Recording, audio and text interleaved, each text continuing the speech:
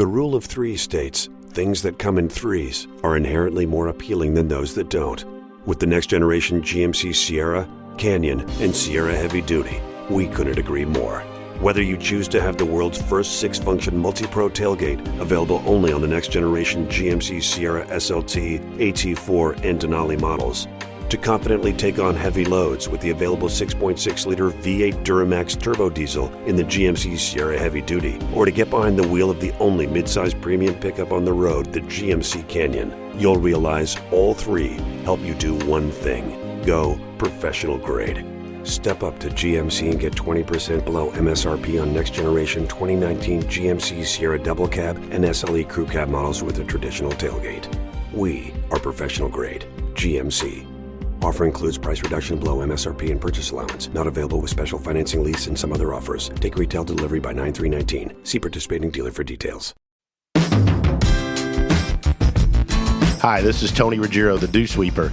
You're about to listen to an episode of The Tour Coach, which is going to give you an inside look at coaching golf at the very highest level, from on the PGA Tour with my guys all the way to here at Mobile, Alabama in the Dew Sweeper Dome, as we help folks of all skill levels, all walks of life, learn to achieve their golfing goals. Hey everyone, welcome down to the Tour Coach podcast. My name is Cordy Walker, one of your hosts here on the Tour Coach. Today, you are listening into one of our live podcasts, the second one we've done today with Bill Harmon of the legendary Harmon family. He's an instructor for decades. He caddied for Jay Haas. He has so many good stories, and this was one of the coolest 45 minutes or hour of my week. Some of the stories that Bill told, the answers, the insights that he shared were phenomenal. Let's dive right into this podcast. This is just a great conversation. One of the things I wanted to talk about is, during the Masters, had the opportunity to go back and watch so many of the old stuff. Yeah. And long irons, right? And, one of the cool things to me was I'm a huge Ben Crenshaw fan. Like, I grew up, he was my idol. I watched 84 and 95. And just watching how many different golf swings there were out there. And their aims were different. Their ball positions were different. It was interesting. Then you put a post on Facebook about how different the players were back then. And I thought it'd be yardage books. No yardage books. I thought it'd be really cool for you to talk a little bit about, you caddied out there. And one of the first times I ever had you on my radio show, we talked about you caddying. I had just gotten done, I think, caddying for Smiley in Japan. And it was a unbelievable experience for me to caddy for one of my players and be inside the ropes with them. So every coach should do that. Yes, 100%. What you'll find out is that 95% of the stuff that you work on the range ain't going to happen on the course. And they throw it out pretty quick. And if it is, then they're not going to be playing good. That's what I'm thinking. Talk a little, if you don't mind, about how the swings have changed. And you talk all the time on Facebook, and we've talked about it before, the players back then, didn't have yardage books, like you said. They were more creative, worried more. You talk about the stuff you've done and Jay Haas's perceptions of things. Talk a little bit about that, how players have changed, old school versus new school, and what you think the strengths of both are. Well, there's a wonderful old teacher and was a good player in the Pacific Northwest called Jerry Molds. Mm-hmm. And Jerry had a great line on one of the golf groups on Facebook. We were talking about, many, not just a few, many of the old school players took the club inside. Mm-hmm. They did too, from Palmer to so many of them. Gene Sarazen, Bobby Jones whipped it inside. And now, of course, that's discouraged greatly. And Jerry said, that was acceptable till the symmetry police showed up. Started drawing lines on screens and everything. But I personally believe that most elite or professional athletes were born more gifted physically, most of them. There are some grinders, that figure out a way to make it and this and that. But most of them, when you think about how difficult golf is, most of them had to have whatever hand-eye coordination it is or whatever the physical skills were to hit this golf ball in the middle of the club face with everything moving. So I think the older players, because they didn't have a lot of information, and because there weren't the teacher du jours like me or you or whatever, they learned to play their way. And they learned their swing, and they owned their swing. And when they got playing bad, they didn't have to, they didn't go running back to a teacher. In most cases, they got a tip from another pro. Mm-hmm. They might say, "Hey, Bill, your ball is further up in your stance than used to be." And, they move the ball back and they start playing good. But you didn't ever really read about people going through massive swing changes back then. When did that start, Bill? When did you first start seeing players make a lot of swing changes? Well, I think the father or the Arnold Palmer of the modern day instructors was David Ledbetter. And by what I mean by that is not only was he very competent, he just came around at a time when he gave instructors attention, like Arnold, in TV and golf. Mm-hmm. And pretty soon, golf magazines were paying attention to instructors. They were talking about instructors on TV. Probably the Tony Ruggerios of the world saw stuff like that and said, "I want to be like that. I want to be like Butch or whatever." And then the information age hit, and this whole thing took off of all the information that we have, which I don't think is any question has produced more good players. I don't know if it's produced as many great players, but it's definitely produced more good players. And you would know more than any with your junior programs and all the people that you teach. But I think that if you go back, if you look at Arnold and Gary Player and Lee Trevino and Jack, boy, they had their own swings. They were not swinging by the numbers, let's say.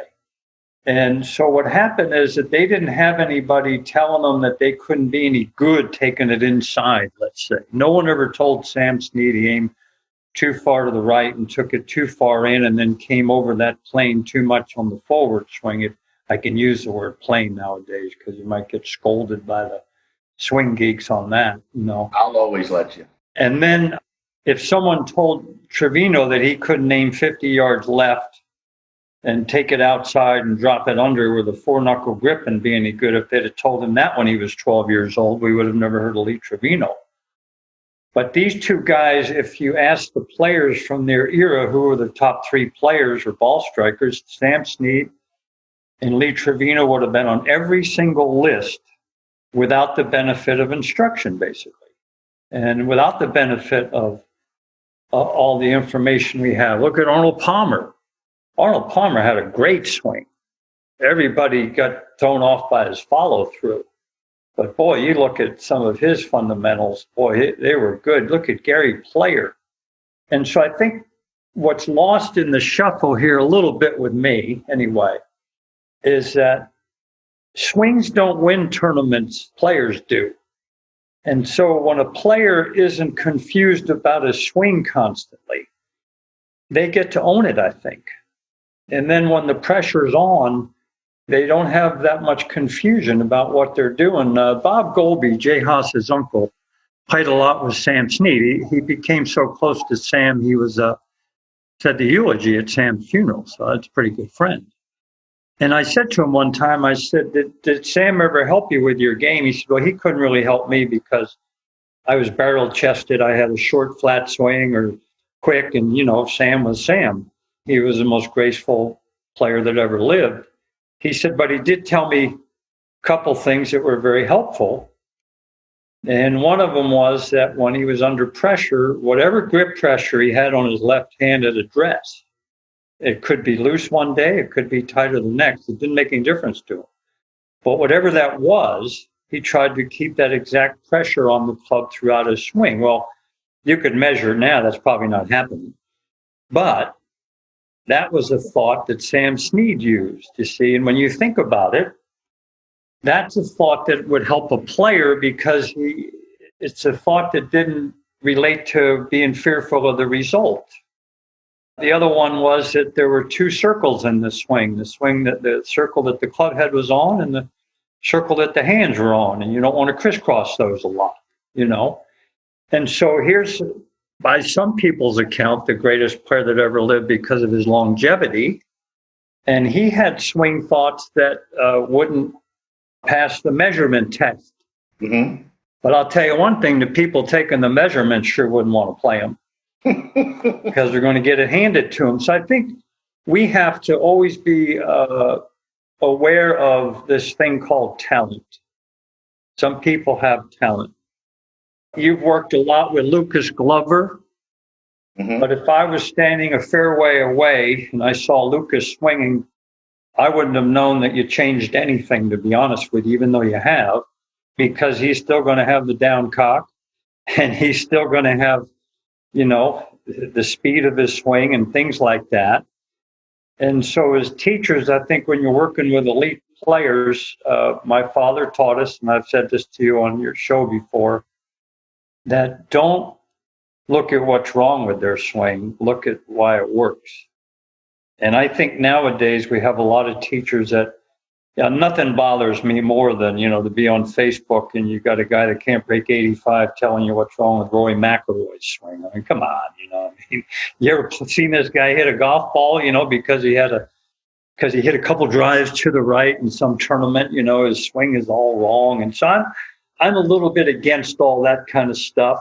I'm a big believer in talent, and I'm a big believer in how hard the game is at that level. There's never been a perfect player. I don't know what a perfect swing is. The best, most repeating swing I've ever seen is Lee Trevino's. I actually got to see it caddying in a tournament. I don't think Nicklaus gets nearly the credit for the ball striker that he was. Incredible ball striker. But nobody ever told us to swing like Lee Trevino, but they'll tell us to swing like Robert Rock. Why do people not try to emulate more what Jack and Lee did? No one ever emulated his putting style. It's crazy. Nobody, which is intriguing to me. Mm-hmm. No one ever got crouched down and did the little piston back and through with that right wrist hinge, just was like a piston going back and forth. It was actually, if you took away all of the looks at address, his stroke, I thought, was really good. Right. Really. Right. But it might not fit Mr. Perfect, perfect setup and perfect this and perfect that, all that stuff. So we have all this stuff to measure now, and you see it when you're on social media and all this.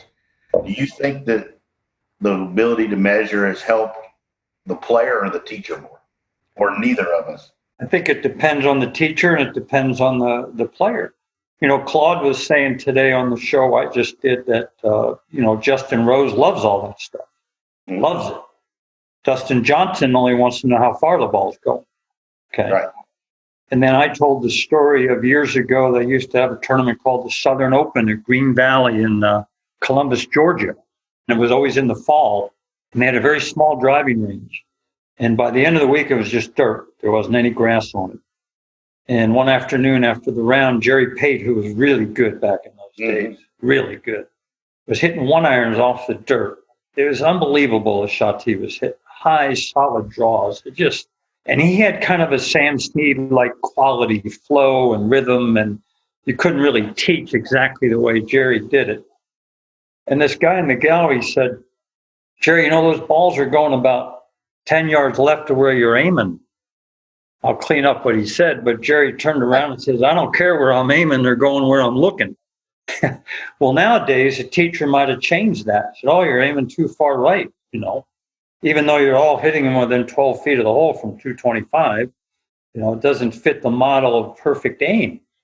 Well, what would you have told Snead? That he was aiming too far right or Lee was aiming too far left? And if Dave Pels, I think years ago, came out that all golfers miss a line from 3 feet, 98%, how the hell's a guy going to aim perfect from 280 yards? So some guys just have the ability to get the club going where it's supposed to go with a putt face that matches that path, and they can repeat it. I don't know, Tony, did you ever see Lanny Watkins play in his prime? I saw him in the late 80s. I saw him at the Texas Open. I watched him play a few holes in 80. Well, he was really, when I say he was really good, he was really good. Mm-hmm. Have you ever heard of anyone try to swing like Lanny Watkins? No. Really good. You ever hear anybody say swing like Calvin Peete? No. You ever hear anyone say swing like Robert Rock? All the time. And don't get me wrong, I like Robert Rock's swing. I'm not picking on him, by the way. And anybody that's good enough to win tour events on these tours is good. My point is why is Robert Rock's swing better than Hale Irwin's? Because Hale Irwin's record would indicate there's a huge disparity. Right.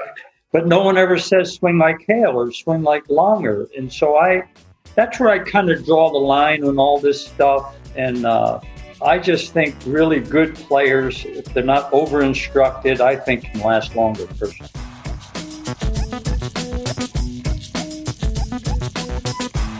Well, this is a question that I have then, as someone just from the outside, how do you know when to change something and when to leave it alone? That is in this day and age, a multi-million-dollar question.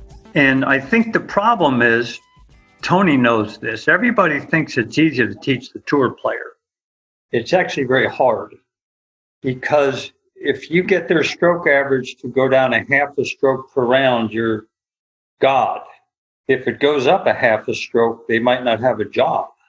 And so if you not guess wrong, but if you start working on the wrong stuff, they might not ever get it back. And so I think you have to be very, very careful with what you teach the elite golfer. And there's a graveyard filled with tour players that try to get better rather than working on their own stuff. So I go back to what my dad taught all his boys, that you figure out why their swing works. And when it's off, what can you soften? But good players don't necessarily need total reconstruction jobs all the time just to fit a model. Or I think we all have preferences, but you look at how solid a Sergio Garcia hits it, I don't know. You could maybe teach somebody to do it, but does that mean they're going to be able to hit it as good as Sergio and repeat it under pressure? So at the end of the day, I'll go back to what Jay Haas told me many years ago, that we were working on something, and he said, I don't mind what we're working on, but I can't do it the way you're suggesting. And I said, well, why is that? And he said, because I'll never think of what you're telling me on the back nine on Sunday. So even though I could have quote unquote quote right, or if I had the benefit of TrackMan and I could have shown him the numbers were right, if he didn't feel he could do it under pressure, then it's wrong, basically. Right. Barney Adams said something very interesting, the great club maker. I asked him, of all the players that he dealt with in his whole life, tour players, which one knew the most about clubs? He said, none of them. They didn't know anything about it. And he said, what I've learned, and I love this line, he said, what I learned is that great players can make 2 + 2 = 5 work. That's pretty good. It is pretty good. And so we've seen a lot of good players that have very awkward swings, but the ball goes where they want it to go. And eventually, to me, the best swings are the ones that hold up under pressure and hold up under duress. And that basically tells me who's got the best swing. See, I think there's a big difference between a pretty swing and a good swing. So there's a lot of pretty swings. People tell me I got a pretty swing, and I said, well, that's great. Tell the ball that, because the ball's going sideways. I don't care what it looks like, So as instructors, I think teaching the elite player, back to your question, you have to be very, very careful what you change, because they have such a complex field system. And you start crisscrossing those wires, they might not ever get it back, ever. We've got a comment from John over here, which is interesting. And Tony, I think this kind of will feed right into you, but it says, John said, I think the search for a perfect swing, if you like it, is player driven. With young kids, they hit a great shot and they say, yeah, but I don't like the way that it looks. I think that's a really common thing, Tony, that you probably battle with quite a bit with your guys videoing your swings and trying to tweak stuff and et cetera. I'm trying to get young players to learn how to play better. And I'm trying to get my players to play with my young guys. Like I took a junior golfer who's really good, he's 16, and a kid in college that I think the world of, that was a late bloomer, got good late, over to Frederica last weekend. And I bet I didn't watch him hit 20 balls. I sent him out. Lucas played 36 holes with them 2 days in a row. And these kids came back, said it was the greatest experience, how much they learned. I'm trying to get kids on the golf course to just figure out how to score and win. more than I am just filming stuff. But it's a challenge because of all the technology. But, I think for building people to win golf tournaments, I think they've got to be able to go out there and, we've all had tour players, but I've had tour players that when they lose it, they can't figure it out themselves and they've always got to be coming back. And I don't think that makes them better players. Yeah, I think young players should play more, gamble a little bit for $1 or Coke or something. I think they practice too much in pursuit of all this perfection. I've told Tony this story, but I can remember, 5-6 years ago, playing with Jay Haas and Bill Haas at Chanticleer in South Carolina. And Bill was really playing good, and Bill had an effortless way of looking when he was playing well. And we got on the 17th tee, and Bill was 8 under par. And I turned to his dad, Jay, and I said, "Boy, Bill is really playing good." And Jay turned to me quite naturally and said, "Well, I'm only 2 shots behind him, and the match isn't over yet." And what I got out of that is that they were playing golf that day. They were putting out, they were shooting a score. And I think ultimately you're going to be based on not how good your swing looks. It's going to be on what you shoot. I mean, it's a pretty cut and dry thing. And golf is the most honest, unbiased sport in the world, boys. What do you shoot? And Jay told me in 1978 when I started caddying for him that he had the easiest job in the world to figure out. And that was, I've got to learn how to shoot a lot of 33s, 4s, and 5s. Because if I shoot a lot of 35, 6s, and 7s, I won't have a job. And so everything I do is based on, he said, I've never really played a course where I couldn't shoot 34 on that 9 holes. And to do it, I don't have to make 9 birdies, you see. I got to make 7 pars and 2 birdies. Well, what he told me is that he thought about scoring. He never once said, I got to get the club perfectly in P 5.5.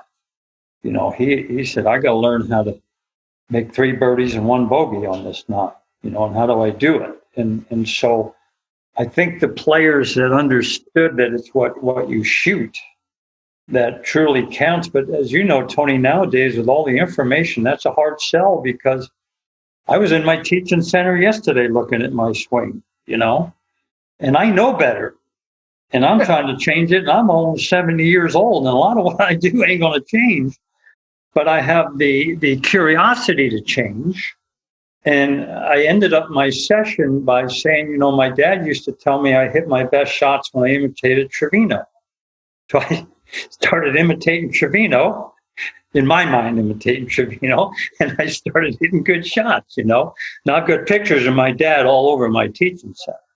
And I'm looking around these pictures thinking, God, I hope he's not watching me, because I'm kind of validating what he told me was correct 50 years ago, and I wouldn't listen to him. Wouldn't that go along with you? I mean, I remember earlier in the year, and you posted some stuff, and if you text Bill Harmon a video to watch of a player, you're going to get one back at him. I know that. But where you said that you were hitting it better trying to hit a fade, so that would go along with Yeah, without question. But I'm an inside-out. I've got to do it in push fades. Right. I'm not going to be a swing left fader. And I've been trying to swing left and fade it. And it just doesn't match up to what I do, And so I'm trying to be somebody that I'm not. And at age almost 70, I mean, where the hell am I going to go with that? I don't have a lot of time to. My skills are. An old guy said to me one time, he said, Bill, it's easy to jump out of a roller coaster when it's going uphill, but when it's going downhill, it's hard to get out of it.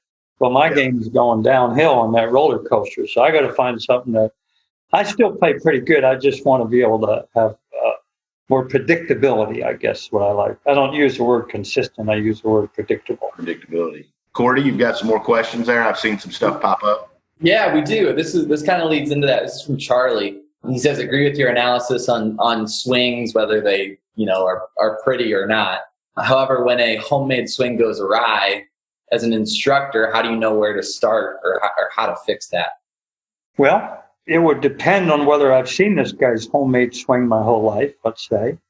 If he came to me, I'd ask him a bunch of questions on, what ball flight does he prefer? What's the ball doing when he's playing his best? And then I would probably go from there and then figure out what he's doing in his swing to hopefully steer them back in the right direction. I tell an interesting story. I won't tell you who said it, but when David Duvall started to lose his game, an old playing pro, not a teaching pro, said he might not ever get it back. And I said, well, how come? And he said, because he had his own set of rules and fundamentals. He had a 4-knuckle grip. He was laid off and shut at the top. He rotated his body out of there so quick, which held the club off from releasing. And if he goes to any other teacher that tries to change any of that stuff, he's never going to get it back. And he said the only way he can get it back, in my opinion, is to go hit balls by himself and try to figure it out, or maybe stayed with his coach at Georgia Tech or wherever he went to school. But he did try to change some things, and he never did get it back. Mm-hmm. And the guy went on to say, when a player doesn't have quote unquote fundamentals and they lose their game, they don't always have something to fall back on. And he went on to say Littler lost his game for a while, but Littler had beautiful fundamentals, great grip, all that stuff. And so this guy's feeling was that David needed to figure this out all on his own, go back to his own senses, his own feels. And so I think it's a very good question. I don't know if I have an exact answer for it. That's where I think you need a set of eyes more than a coach. That's where you need somebody that's seen you play well your whole life, that knows that they can't change everything you do. My late brother Dick used to say, natural players are one swing thought away from shooting 64. But you give them 2 or 3 swing thoughts, they might shoot 84. And so I think that's a very good question. And it's one of those things that I've had to deal with since 1978 with Jay Haas. He got his own action. And what I've learned to do is to try not to crisscross the wires of his fields. And field players it's hard to take an artist to becoming a mechanic. And when that goes awry, try to get them back to being artists. Very rarely can you get them back. So you better stay with the artistic point of it, I believe.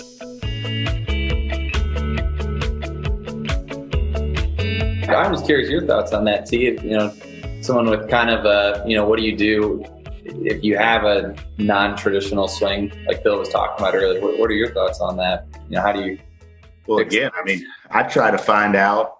I guess, Bill, I don't think you'd call Lucas a traditional swing. Right? It's a little different. I think you try to go back and find out as much as you can about what they do or what they felt or what they did when they played their best. And I'm going to use him as an example, but like, when he played his best, he really hooked it, hit a lot of hook, really curved it. And so just tried to get him back to doing that, to curving or shaping the ball the way he did when he played good, and see if old feelings would come back, instead of which was a great learning experience for me as a teacher. Cause I had to step out of my shell a little bit and figure out how to get him to hit hooks and to get him to feel old things. I've learned more working with him as a teacher than I'm certain I've helped him. Well, I think we always have to get out of our comfort zone and our preferences. I think we all have preferences, but at the same time, there are people that I can remember when I first saw pictures of Lanny Watkins at Impact. His left arm was bent and his left wrist was cupped. No one was teaching bend your left elbow and cup your left wrist at Impact. So if you looked at a still photo, you would have thought of kind of high, puffy, nothing looking flight if you just looked at that. This is back in the 70s. And then I played with him in the National Amateur, 1968, practice round, Toyota. And I got news for you. He didn't have high, puffy ball flight. And then in the 80s, I caddied for him. And he didn't have high, puffy ball flight. In fact, he had the most beautiful penetrating draws you ever saw. But if you looked at his impact position, it was very, very odd, And so if you tried to get him to have, say, DeChambeau's or Trevino's impact position, he wouldn't have broken 100. My dad said that one time. He said that if you took Trevino's position at the top and told him to have a downswing like Lanny Watkins, he wouldn't break 90. And conversely, if you took Lanny's position at the top, hands underneath, cupped and all that stuff, and told him to come down like Trevino, he wouldn't have broken 90. So good swings have to match up. And as long as they match up, they are good swings. I said on the show this morning with my brother Butch and nephew Claude that when I started caddying for Jay, it was kind of the end of the line of the Miller Barbers of the world. Every player from that era that played with Miller Barber would tell you he hit the ball more solid than anybody on the tour, swing in and swing out, day in and day out. Now, have we ever told anybody to swing like Miller Barber? No. And so you'd have to say that was a homespun golf swing. Lanny's was homespun. But the thing that we can't measure, guys, and I said this morning on this other show, that did you guys watch the Last Dance, the 2 hours of Michael Jordan's? Yes. In those 2 hours, did anybody ever talk about technique? No.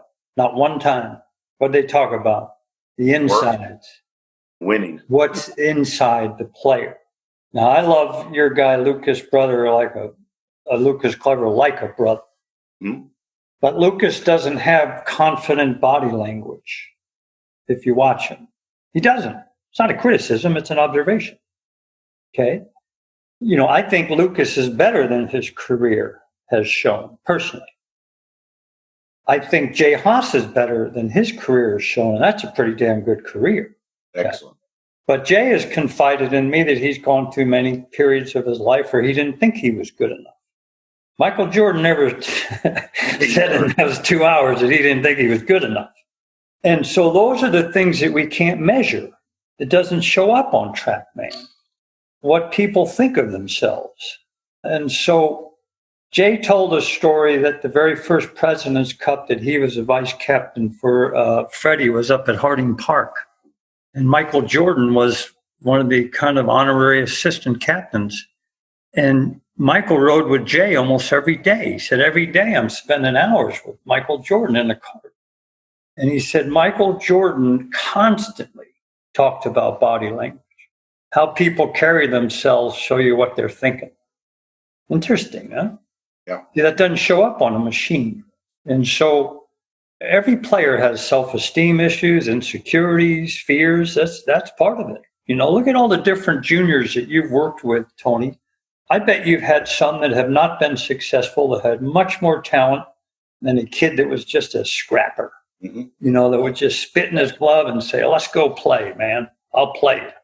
Mm-hmm. And the other kid with the talents trying to be perfect at P4, and he wakes up an hour later and he's 4 over after 5, and the other kid's 2 under, you know. But the one guy looks like he's got better swing, but he doesn't know how to play. And he doesn't know how to manage himself and how to get out of his. I swear to God, the older I get, I got to be honest with you, the less I care about swing technique. I'm techniqued out. I really am. I care about the individual. I like watching them. Mm-hmm. Like watching how they act under the gun.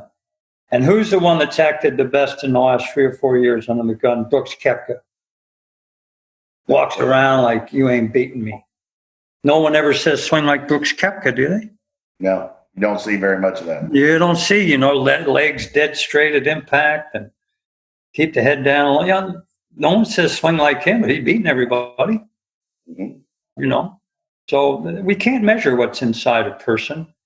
And it kind of goes back, Gordy, to your question is, you know, how do we change the homespun swing? Well, how do we work with that and not change who that person is? You take away, Ben Hogan told my dad this story that only my father knew because he's the one that was told to. He was playing with Hogan at Seminole one time. Have you played there, Tony? No, I have not. Okay. No, so the 12th hole kind of goes back towards the ocean. It's elevated tee, and there was junk on the left back in the 40s. I don't know what's over there now. And they were playing with Kerry Middlecoff and Jimmy DeMeritt, so it was a pretty good group. And all 3 of them hit their drives in the right rough because they didn't want to go left. And he said Hogan got up on the right side of the tee and he aimed it right down the left side. You know, he's going to challenge this ball. And my dad said he hit it dead straight, beautiful trajectory, and it was maybe a yard in the left rough. It was actually a very fine shot. He finished the round. Hogan said, I'll be right in. I'm going to go hit some balls. My dad said, well, when Hogan goes to hit balls, I go to watch. Hogan went to the range. He took out a driver and started slicing drivers 50 yards. Worst looking shots you ever saw. Finally, my dad said to him after about 20, and what the hell are you doing? He said, you know that drive I hit on 12? My dad says, yeah, Ben, but he said, that ball didn't hook, it just didn't cut. And Hogan says, you don't get it. And my dad says, get what? He said, I never had a hooking problem. I fear it. I'm breaking down the fear. See, how about that? That's good. I fear the hook. Okay, Butch told me that Tiger deathly feared it for years. Okay. And he got driving it bad. When there was trouble on the left, where was that baby going? Straight right. See, that's not your swing. That's fear. So that's not going to show up on the video camera. See, we don't know what he was thinking as he started his downswing, right? And so is that a swing problem? We've talked about it with some of your students. Is that a swing issue, or is it a self-management issue? Most players don't want to admit that they're fearful. We don't want to admit that we have something wrong with us and we're not perfect, you see. And so it's not always a swing correction that has to be made. Sometimes you have to identify the thought process that will not allow you. Curtis Strange said it. I did a speech with him somewhere along the line. He said, at the end of the day, you just got to get up and make a good swing. When you're nervous, that's the deal. That's the competition. Can I make a good swing or not? And if I don't think I can, and I don't have the inner arrogance to think I can, it won't make any difference what teacher I go to. It won't make any difference what the numbers on TrackMan. So you learn that's part of the game that we have a hard time, finding out about. Can you learn that inner arrogance, or is it just something they're born with? I think you can get better. I think I definitely think that you can learn to deal with fear. I definitely believe you can do it. And once you do that, I think the inner arrogance, whatever that term would be, will maybe appear without you knowing it. But I think every player, other than Jack Nicklaus and Tiger pre-scandal, those were the only two players I ever saw that didn't appear to deal with self-doubt on every shot, by the way. These guys deal with it on every shot. They just know, the good ones know what to do with it for 30 seconds. They know what to do for those 30 seconds. And the ones that don't know what to do, at the elite level, and I'm looking forward to doing the camp with you in September, if you're carrying fear during your swing, nobody's got enough talent to overcome that for a career. Nobody. So you better learn to deal with it. And that ain't going to show up on the symmetry police ain't going to be able to figure that one out. Am I going to have my teaching credentials taken away from me because I haven't talked about shaft angles enough yet? Then I'm going to try to get Bill Harmon certified at the end. You're going to get me thrown in the funny farm, boy. I might pay somebody $249 to get Bill Harmon certified at the end. Yeah, there you go, boy.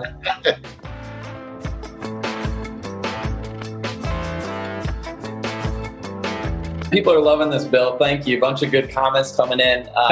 We've talked about ball flight. You mentioned it a number of times now. Somebody actually asked, what do you think about players that try to hit the ball both ways, fade in, draw? And I'll tack on to the end of that. Do you think people should just stick with one shot shape? That's a very good question, because there have been a lot of wonderful players that just stuck with their shot shape. Arnold hated fades, hated them. Kenny Perry probably never tried to hit one. Bruce Litsky never tried to hit a hook. Frank Beard was a leading money winner, and they used to joke that a Frank Beard fade was a 20-yard draw. So I think if a person has the confidence to play their game and perfect what they have, that is a real asset. But then there are other people that are artists. My father was totally fascinated what he said with the ball in the air. So he was a shot maker. Jay Haas is a shot maker. Those players, I think, play with their eyes. They see the shot. I'll bring Frank Beard into this conversation. He was leading money winner in 1969. I've learned a lot from Frank about fear and stuff like that. But he played 5 or 6 years ago with Jay Haas, casual round. And he came back to me and he said, I knew Jay was good. I didn't know he was this good. And I said, well, what do you mean? And he said, well, Bill, every pro gets on a tee and they see the right shot, but they can't play the right shot. So if they're smart, they won't try to play the right shot. They'll play their shot. Jay actually played those shots. He played for 18 holes. He hit a golf shot on every swing. I saw the shots, but I can't hit fade, so I end up not doing them. And he said, I only knew 3 or 4 players that I ever played with on tour that could do what he did. One of them he mentioned was Al Geiberger. Al Geiberger, he said, cheat sheet. They would hit the exact shot that was required. We all saw it. Now, the ones that tried to hit it that couldn't do it, off the tour. So Frank said, my strength was that I knew I couldn't hit a fade. So I didn't try to do it. I'd hook, if the pin was in the right, I would hook it in the middle of the green and let my putter make a par, and I'd get out of there. But I wouldn't make doubles, and I wouldn't make stupid bogeys. So I think the other thing I think is important is that nowadays the ball doesn't curve as much. So everyone says these guys aren't great shot makers. Well, we don't know if they're great shot makers or not because they never had to be. So back in the days with the wooden clubs and the different balls, the ball curved so much that you could play all these shots. So now we have a generation of how far I can hit it. I'm going to bomb it off the tee, and if I'm in the rough, it doesn't make any difference. I got a wedge to the green. Right. It's not that the kids aren't shot makers. It just was never a requirement when there's. So I don't blame the players today. And so I think I think it's good to practice hitting different shots because it helps your concentration and helps you manage your thoughts. But coming down the back nine on Sunday, you better go with what you got. You got to be able to do. Steve Elkington told me something one time. I'll never forget this. I thought this was brilliant. And he said, other than the really great players, he said, to a guy like me, if I'm going to win a tournament, and Tony will agree with this, I believe, on the back nine on Sunday, if I'm going to win, I'm probably going to have to hit 3 shots that I don't want to hit. And if I don't want to hit them, I'm going to finish 3rd or 4th. So will I challenge myself at that point to hit that shot to win the tournament? And I thought that was very interesting coming from a player. And he then went on to say that when Sergio lost the British Open at Carnoustie to Harrington, if you recall, in the playoff, he said that Sergio Garcia was top 5 driver of a golf ball of anyone he'd ever seen in his life. He said, I'm talking trajectory, curve. This guy could hit any shot you wanted with a driver. He got to the last hole at Carnoustie, greatest player to have not won a major at that time. Mm-hmm. Needed a par to win, and what did he do? He laid up. And he said right then and there. Now, when a guy goes against his strength under pressure, is also very telling. The best driver in the world at that time would not put his best foot forward to win the major. So he made bogey. He came in the playoff. They played a 4-hole playoff, I believe. Right. Came to 18, 2 back, hit drive and 7-iron about 12 feet. So that's not swing, right? So Steve said, here's a guy, the best driver I've ever seen. The ball was in his court. He took away his greatest asset. He went away from his best club. So we'll fast forward. Was it last year that Rory won the Players' Championship? Yes, wasn't it? Yeah, the one before the canceled one this year. Dumbest shot I've ever seen he hit on the last hole. And the best shot I've ever seen. He had a 1-shot lead and he hit driver there. It's the dumbest shot I've ever seen in my life. And he striked it. And the dumbest shot became the best shot I've ever seen. Right. You know why? Because that's his best club. And he said, you know what? I'm going to go down swinging with my best club. That's an inside job there. That was an inside decision. People have asked me what's the best shot I've ever seen. Up until that point was Angel Cabrera's drive at Oakmont. Mm-hmm. See, an educated, TrackMan-fed guy would have never swung as hard as he could on that hole and driven at 367 yards with a 1-shot lead. They had to try to fit it in the fairway. They would have had a lot, don't do this, don't do that. Well, he'd bogeyed 17 and he was irritated. And as he was walking to the 18th tee, his coach, Charlie Epps, was in the ropes. And he said in Spanish, with a lot of bad words, I ain't laying up. He swung as hard as he could and hit a 367-yard drive down the middle of the fairway. Rory's shot was the dumbest and best shot I ever saw on the 18th hole. Sergio didn't put it on the line. Now, he must have learned from that because when he won the Masters, he played golf coming in that was beyond belief how good it was. No question. So maybe he might have said to himself, you know what? In the back of my mind, I gave that tournament away because I didn't have whatever it took. It's not a knock. And he corrected it. You got to give him credit for that. One more question. First of all, just a comment. Mark was saying best podcast I've heard. You don't hear this kind of insight anymore. Thanks, Mark. Bill. Mark Evershed? Makes me look good. Bill makes me look good. Well, you don't say anything. Right. I sit here. Line me up, brother. Oh, I know. You know, it's not lost on me that my cancer was tongue cancer. Okay. It was appropriate, really. You haven't lost the ability to use it since coming back. Yeah, I do. I should have gotten tongue cancer with my BS. Oh, shit. Hey, we do have kind of this is a broad question, so maybe a short take on this because we could talk about this for the next couple hours probably. But in general, if someone who's a 5 handicap and average good golfer trying to get down to scratch, what mix of playing versus practice is best for that? That's a good question to get us going for a little bit. Well, it is a good question. I would say identify your weakness, whatever that is. Tony might know this more than I. There was a stat guy on tour that came up with some system there. You gave yourself a point every time you either 3-putted, made a bogey on a par 5, or a bogey with a wedge in your hand, right? Yeah. Mm-hmm. And so if you do that, if you told that 5 handicap that every time he made a bogey with a wedge in his hand, every time he 3-putted or made a 6 on a par 5, and he started keeping track of those things, and basically see how many strokes that you throw away from a wedge on in per round, it's fascinating how much easier it is to improve. I just read on Facebook recently that Howard Twitty said the most important stat in golf is the amount of bogeys made per round. Think of that. What does Tiger say when he's leading a tournament? I don't want to make a bogey today. And if I don't make a bogey, they're going to have to come get me.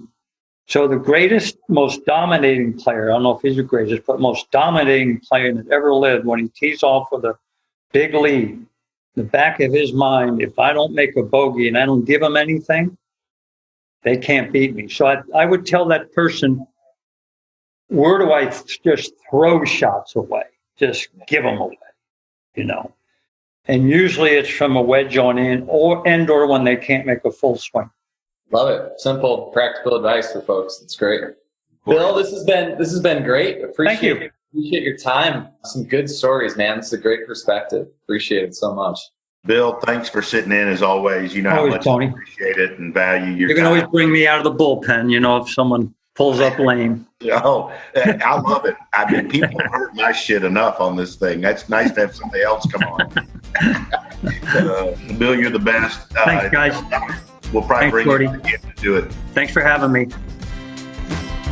Thank you so much for listening to this episode of The Tour Coach with Tony Ruggiero. If you enjoyed this, make sure to hit subscribe, Apple Podcasts, Spotify, wherever you are listening to this podcast. You can stay up to date because we have weekly episodes coming your way with fascinating people in the world of golf instruction at the highest level. Make sure to subscribe and stay tuned. If you want to learn more about Tony, head over to dosweepersgolf.com to get all the details on what he's up to. Maybe you want to see him, grab a lesson, or go to one of his camps, pick up his book, Lessons from the Legends. You can do that there. If you want to see Tony in action with some videos and other content, head over to golfsciencelab.com/Tony to get more info there. This episode was powered by the Golf Science Lab and was edited, mixed, and produced by Just Hit Publish Productions. There's one thing, if you know about me, if you've listened to the Dew Sweepers, you've come to listen to me talk, is you know I'm big on loyalty. We give 100% here at the Dew Sweepers. We put a lot of emotional investment into everything we do with every one of our players. And the same can be said for our partners and the folks that have been with us for the long haul and help the Dew Sweepers, help our juniors, help us get to our tour players. And so I want to give a special thanks to our sponsors. Our sponsors are, first and foremost, Buick and our local Buick dealers here around the Southeast, Shrixon Cleveland Golf, who've been with me for over a dozen years, and their belief and support of what we do here with the Dew Sweepers. And lastly, the folks at Vineyard Vines. The folks at Vineyard Vines love what we do with junior golf. They support us on the road. There isn't a better family or group of people that are going to help us look our best, play our best, and have more fun than the folks at Vineyard Vines. So special thanks to our sponsors. Please support those as you get the opportunity. And for more information about any of those, check us out at dewsweepersgolf.com, or you can always check me out on Instagram at the Dewsweeper.